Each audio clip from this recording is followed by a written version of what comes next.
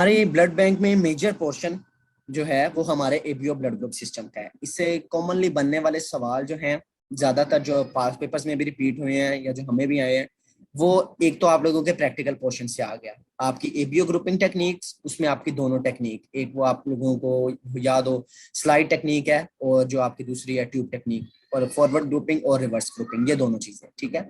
और सिमिलरली आपकी RH blood grouping, तो ये दोनों क्वेश्चंस बन सकती हैं। और जो हमारे पास एबीओ ब्लड ग्रुप है, थ्योरेटिकली देखा जाए तो इसमें ज्यादातर वो केमिस्ट्री पूछ लेता है ब्लड ग्रुप्स की, ठीक है, कि कौन कौन सी शुगर्स हैं, एंटीजेंस कौन से हैं, एंटीबॉडीज कौन कौन सी हैं। और उसके अलावा आई डोंट थिंक सो कि इसमें से एबीओ ब्लड ग्रुपिंग से ज्यादा बने। आगे ट्रांसफ्यूजन रिएक्शंस बहुत इंपॉर्टेंट है, वो इंशाल्लाह आगे करेंगे डिटेल्स में। सो स्टार्टिंग ये हम लोग टॉपिक पहले भी कर चुके हैं, लेकिन अब हम उसको मजीद थोड़ा सा डिटेल्स में अच्छे तरीके से देख लेते हैं। Blood transfusion consist of the safe transfer of the blood components from a donor to a recipient. तो ट्रांसफ्यूजन की सिंपल डेफिनेशन यही है कि सेफ ट्रांसफर होना चाहिए ब्लड कंपोनेंट्स का एक डोनर से एक रिसिपिएंट। हिस्ट्री की बात की जाए तो Karl Landsteiner observe that the red cell of some individuals are agglutinated by the serum of some individuals. He demonstrated that these people could be classified into 4 blood groups. He also showed that an individual possessed the antibodies against the antigen that his her RBCs lacked. So बच्चों basic concept मैं इस बारे में पहले भी बात कर चुका हूँ, आप लोगों को एंटीजन और एंटीबॉडीज का कंसेप्ट होना चाहिए, ठीक है। नाउ एंटीजन क्या है? हमारी बॉडी में डिफरेंट सेल्स हैं, और डिफरेंट सेल्स ने अपनी अपनी सेल की सरफेस के ऊपर कोई ना कोई ऐसी प्रोटीन, ग्लाइकोप्रोटीन, उसकी जो नेचर है वो कुछ भी हो सकती है, लेकिन उसको एक्सप्रेस किया हुआ है, उसको हम बोलते हैं एंटीजन। या बाहर से हम कोई भी किसी किस्म की प्रोटीन कुछ भी हम दूसरे पर्सन की बॉडी में एंटर कर दें तो वो भी उसके लिए एक एंटीजन होते हैं। जो बेसिक डेफिनेशन जो हम एंटीजन की पढ़ते थे एफएससी में, वो था कि any foreign material that gains entry into the object is called as antigen। और एंटीबॉडीज क्या है?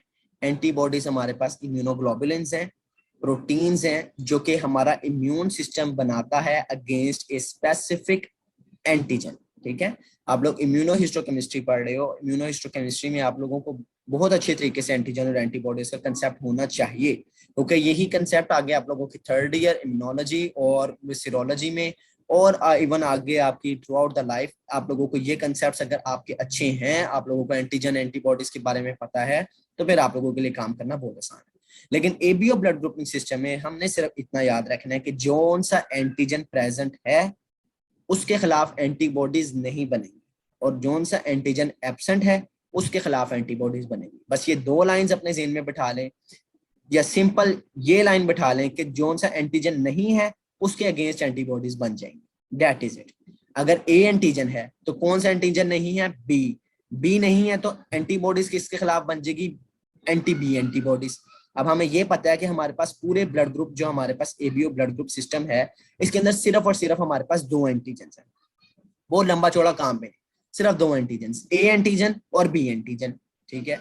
अब इनकी केमिस्ट्री क्या है वो भी हम देखते हैं। तो ए एंटीजन प्रेजेंट है तो एंटीबॉडीज बी के खिलाफ बन जाएंगी, और अगर बी प्रेजेंट है तो ए के खिलाफ बन जाएंगी।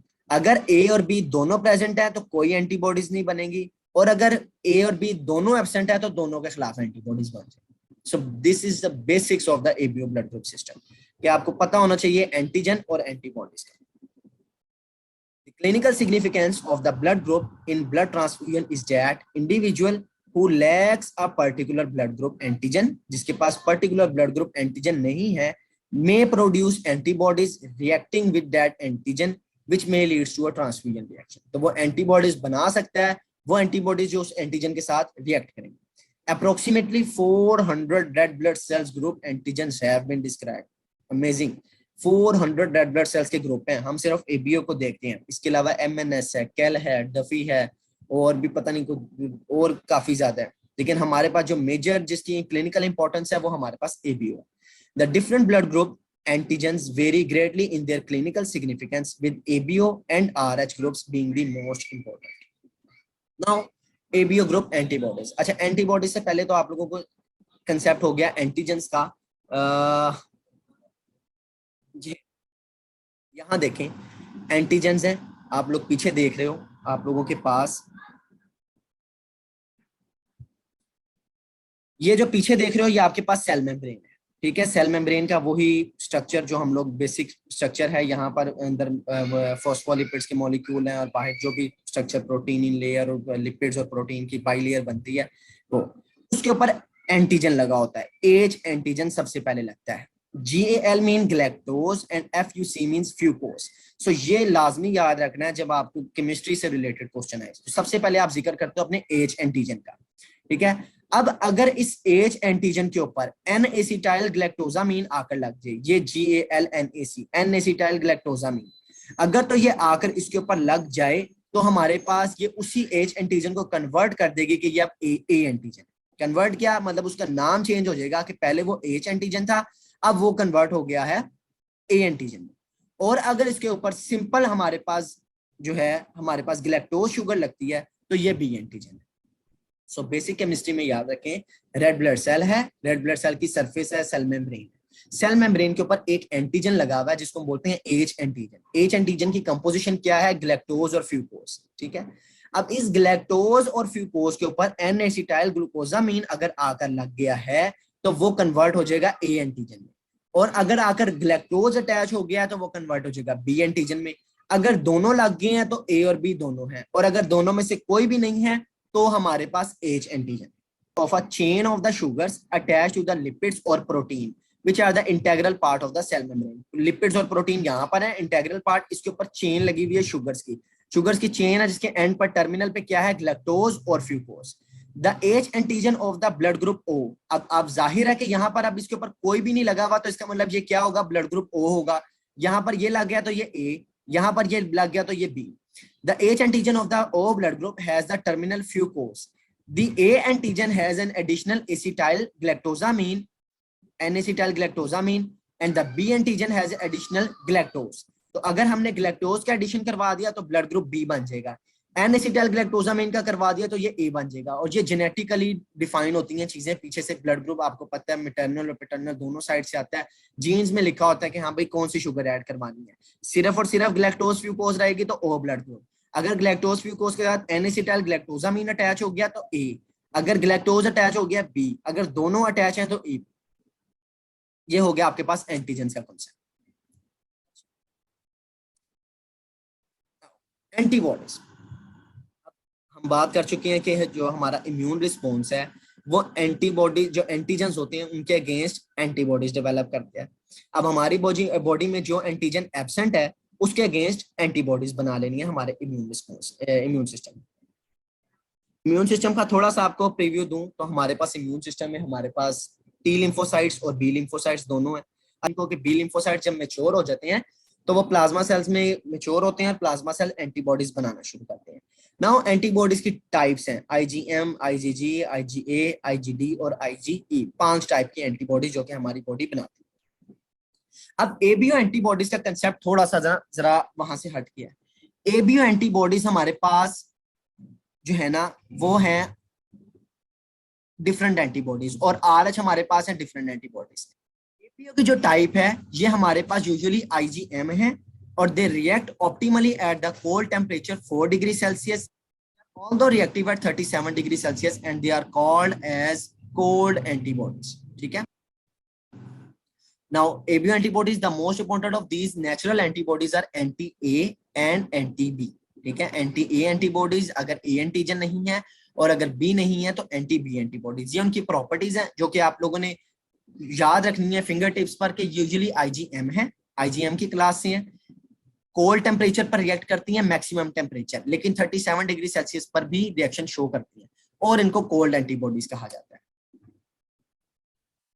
Now immune antibodies develop in response to the introduction by transfusion or by transplacental passage during the pregnancy of the red cells possessing antigens that the subject lack. These antibodies are commonly IgG, although some IgM antibodies may also develop usually in the early phase of the immune response. That immune antibodies react optimally at 37 degrees Celsius. Only IgG are capable of transplacental passage from the mother to the fetus. अच्छा, simple मैं आपको समझाता हूँ। अब यहाँ से हमारे पास दो तरह की एंटीबॉडीज बने, एक एबीओ वाली एंटीबॉडीज, एक आरएच वाली एंटीबॉडीज। कंसेप्ट बेसिक समझ लें, आगे आसान है। अब जो एबीओ की एंटीबॉडीज हैं ये नेचुरली अकरिंग एंटीबॉडीज हैं, और जो RH की एंटीबॉडीज हैं वो इम्यून एंटीबॉडीज हैं, ठीक है। ABO की एंटीबॉडीज नेचुरली अकरिंग क्यों है? क्योंकि आपको ट्रांसफ्यूजन हुई है या ट्रांसफ्यूजन नहीं हुई, ठीक है। इस बात को पॉइंट को क्लिक कर लें कि ट्रांसफ्यूजन आपको, आपका ब्लड ग्रुप ए है, मैंने आपको बी लगाया या नहीं लगाया, ओ लगाया या नहीं लगाया, लेकिन आपकी बॉडी में एंटी बी एंटीबॉडीज प्रेजेंट होंगी, नेचुरली अकरिंग, ऑलरेडी प्रेजेंट है। लेकिन जो RH एंटीबॉडीज हैं, जो हमने पॉजिटिव एंटी, जो हम पॉजिटिव और नेगेटिव को डिफाइन करता है, RH एंटीजन जो होता है, जो अभी आगे चल के हम पढ़ेंगे, RH एंटीजन होता है जो कि पॉजिटिव या नेगेटिविटी को डिफाइन करता है, उसकी एंटीबॉडीज इम्यून मीडिएटेड एंटीबॉडीज है। फॉर एग्जाम्पल, एक पर्सन है, उसके अंदर RH पॉजिटिव है या नेगेटिव है, अनलेस एंड अनटिल उसके अंदर एंटीबॉडीज नहीं बनेंगी जब तक कि उसको ट्रांसफ्यूजन ना दे दी जाए, ठीक है। फॉर एग्जाम्पल, एक नेगेटिव है बंदा, उसके अंदर एंटीबॉडीज नहीं होंगी, उसको जैसे ही मैं पॉजिटिव वाला लगाऊंगा तो पॉजिटिव वाला लगाने के बाद उसके अंदर एंटीबॉडीज डेवलप होना शुरू हो जाए, ठीक है। सो ये कंसेप्ट है इम्यून मीडिएटेड और नेचुरली अकरिंग का। नेचुरली अकरिंग जो है वो ABO है, वो IgM है, और वो कोल्ड एंटीबॉडीज हैं। जो इम्यून मीडिएटेड है, ये हमारे पास RH एंटीबॉडीज हैं, ये IgM की क्लास से हैं, और ये वार्म एंटीबॉडीज है, 37 डिग्री सेल्सियस पर रिएक्ट करती है। The protein that defines the ABO antigen is glycosyl transferase that is encoded from a single gene which are for which there are 3 major alleles ABO। अच्छा, मैं आपको एक चीज और भी पहले ऐड करवा दूं। आपको पता है जब हमारा जो बेबी होता है, ठीक है, उसके अंदर ब्लड ग्रुप डिफाइन नहीं होता अंटिल फर्स्ट 6 मंथ्स, ठीक है। ब्लड ग्रुप, उसके अंदर कोई ब्लड ग्रुप डिफाइन नहीं होता, उसकी एंटीबॉडीज जो होती हैं वो डिफाइन नहीं होती, ABO एंटीबॉडीज। वो क्यों? क्योंकि जो हमारी एंटीबॉडीज है ना, ये नेचुरली अकरिंग है, लेकिन ये जो फूड इंजेस्ट किया है बेबी ने, या बाहर से कोई बैक्टीरिया अंदर गया है, तो कहा यह जाता है कि कुछ ऐसे बैक्टीरिया होते हैं कि जिनकी रिजेम्बलेंस होती है A एंटीजन या B एंटीजन के अगेंस्ट। तो जब वो बॉडी में एंटर होते हैं तो जाके हमारा इम्यून रिस्पॉन्स एक्टिवेट होता है और वो एंटी A एंटीबॉडीज या एंटी B एंटीबॉडीज बनाना शुरू करता है। ऑपोजिट टू दैट, RH वाली एंटीबॉडीज तब बनेंगी, जो कि मैंने आपको बता दिया, कि जब उसका एक्सपोजर उसको मिलेगा। अब ये बात कर रहा है उस एंटीजेंस की, कहते हैं वो एंटीजेंस कौन सी हैं? Glycosyl transferase encoded by from a single gene, जिसके 3 मेजर एलील्स होती हैं, A एलील, B एलील और O allele. The A and B allele catalyze the addition of different carbohydrate residues, N-acetyl galactosamine for group A and D-galactose for group B, to a basic antigenic glycoprotein or glycolipid with a terminal sugar fucose on the red cell known as H substance. Simple and simple, glycosyl transferase है ABO antigens।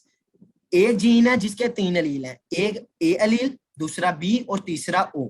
अगर A allele आएगा तो जो N-acetyl galactosamine वो add हो जाएगी, B allele आएगा तो ग्लैक्टोज ऐड हो जाएगी, और अगर O एलील रहेगा तो सिर्फ और सिर्फ H सब्सटेंस रहेगा। The O allele is non-functional and so does not modify the H substance. Although there are 6 common genotypes and 4 phenotypes. अच्छा, genotypes और phenotypes का आप लोगों को concept होगा। Genotypes mean genetic appearance and phenotypes mean physical appearance.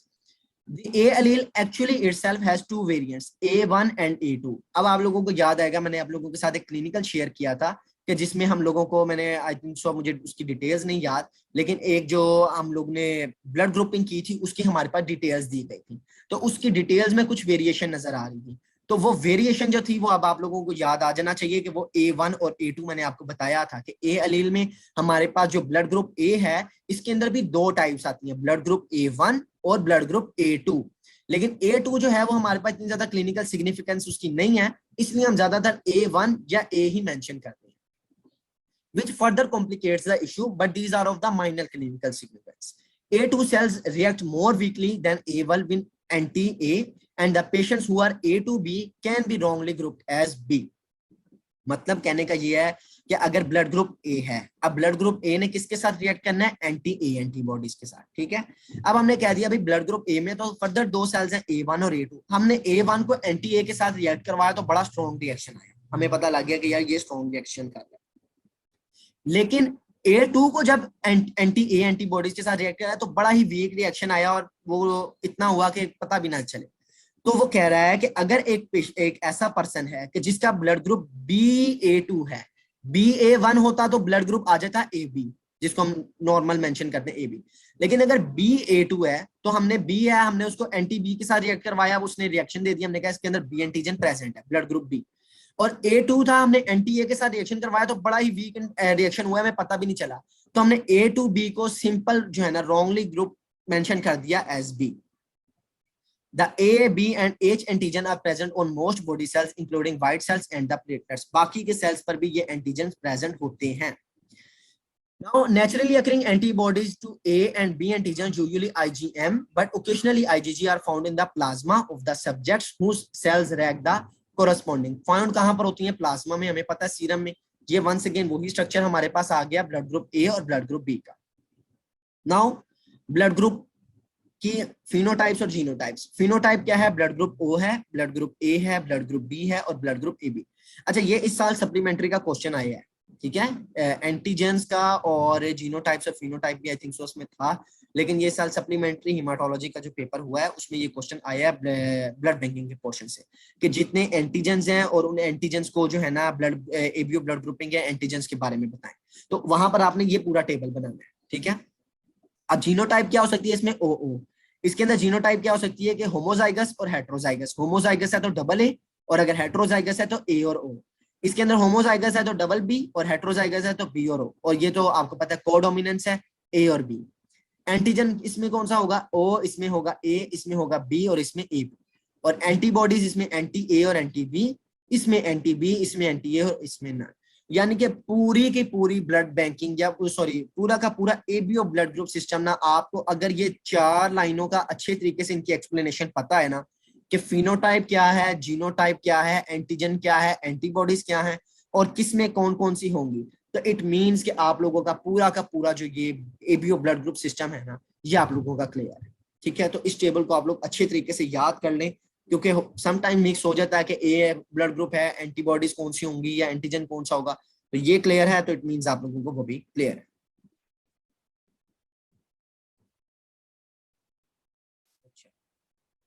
RH अब हमने ABO तो देख लिया, जिसने डिफाइन कर दिया ब्लड ग्रुप ए, बी और ओ।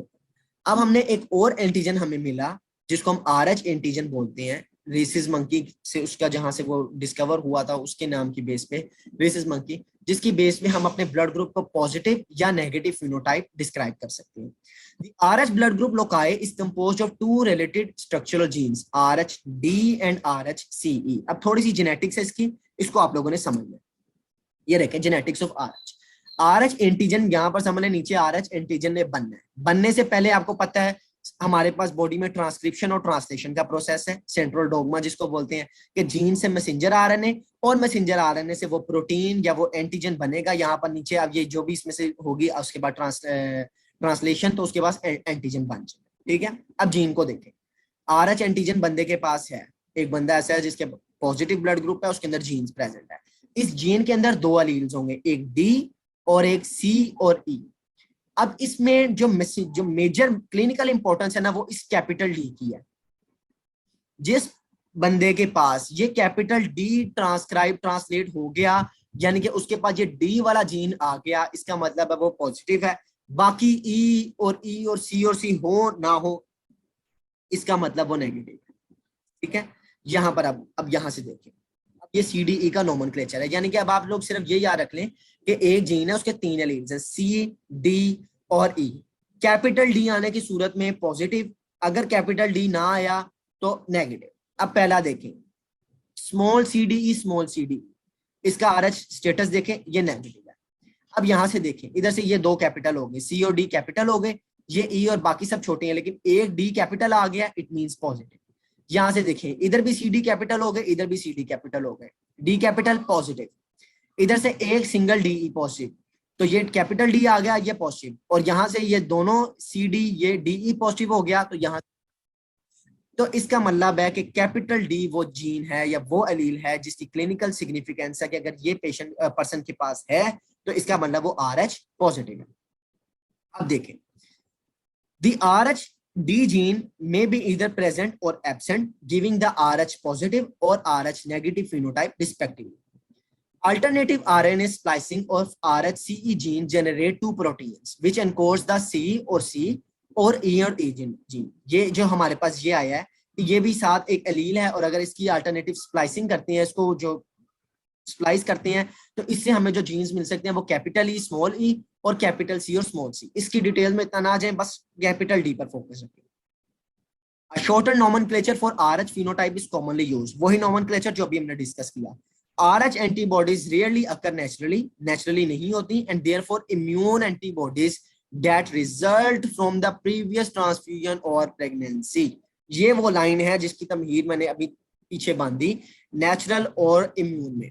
कहता है therefore immune antibodies that results from previous transfusion or pregnancy, या तो पहले ट्रांसफ्यूजन हुई हो या प्रेगनेंसी, जो कि haemolytic disease of the newborn हम देखेंगे, बाद में पढ़ेंगे, आप लोगों को पता होगा कि जिसमें जो मदर का ब्लड है वो फीटस में जाता है। तो अगर फादर पॉजिटिव है और जो बेबी है वो भी पॉजिटिव है, तो उस केस में हमारे पास जो है ना वो सेल जब जाएंगे तो वो हमारे पास ये एंटीबॉडीज डेवलप होंगे।